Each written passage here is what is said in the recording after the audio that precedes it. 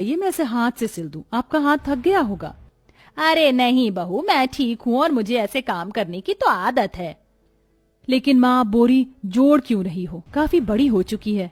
तू भूल गई पिछली बार की बरसात में इस घर से कितना पानी टपकना शुरू हो गया था। अब कम से कम इस बोरी को जोड़ जोड़ कर बोरी को इस छप्पर के ऊपर डाल दूंगी तो थोड़ी बहुत तो हम बारिश से बच ही जाएंगे। वैसे भी ये छत अभी भी कमजोर है और अब मॉनसून शुरू हो चुका है।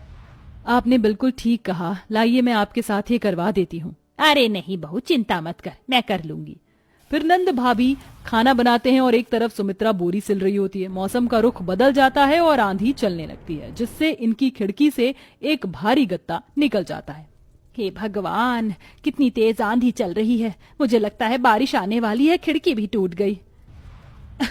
भाभी, घर में कितनी मिट्टी आ गई और ये छप्पर कहीं टूट ना जाए। अरे नहीं नहीं वैशाली, चुप चुप बोलो, ऐसा कुछ नहीं होगा। अगर हमारा घर टूट गया तो हम कहीं के नहीं रहेंगे।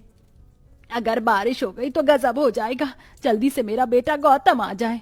कुछ ही देर में झमाझम बारिश होने लगती है। धीरे धीरे घर के अंदर पानी टपकने लगता है।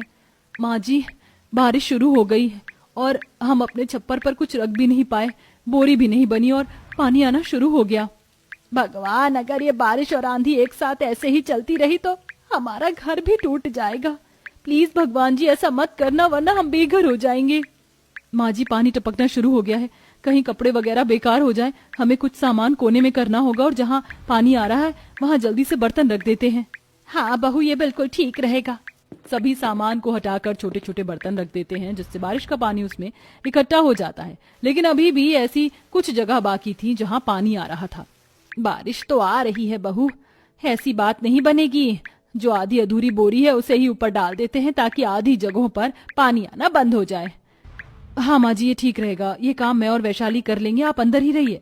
फिर दोनों नंद भौजाई सिली हुई प्लास्टिक की बोरी लेकर किसी तरह से चढ़कर छप्पर के ऊपर लगा देते हैं, जिससे आधा छप्पर ही ढक पाता है और आधे घर के हिस्से में पानी आता रहता है। कुछ देर बाद बारिश में भीगते भीगते गौतम भी घर पहुंच जाता है। बेटा, तू आ गया, पूरा भीग चुका है। कपड़े बदल वरना तुझे बुखार हो जाएगा। बदलते मौसम का कोई भरोसा नहीं कर सकते। हाँ माँ, कर रहा हूँ, पर ये घर की क्या हालत हो रही है। अगर ऐसे ही पानी टपकता रहा तो हम सोएंगे कैसे। बेटा, ये बारिश थमे तभी कुछ हो पाएगा। हम गरीब झोपड़ी वाले कहीं के नहीं रहेंगे। अगर ये छत भी चली गई तो बारिश बंद हो जाए बस, वरना पानी घर में ही भर जाएगा।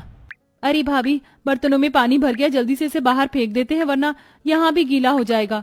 हाँ, नंद भाभी किसी तरह उस भरे हुए बर्तन के पानी को बाहर फेंकती हैं। जैसे तैसे बारिश बंद हो जाती है तो नैना खाना बना लेती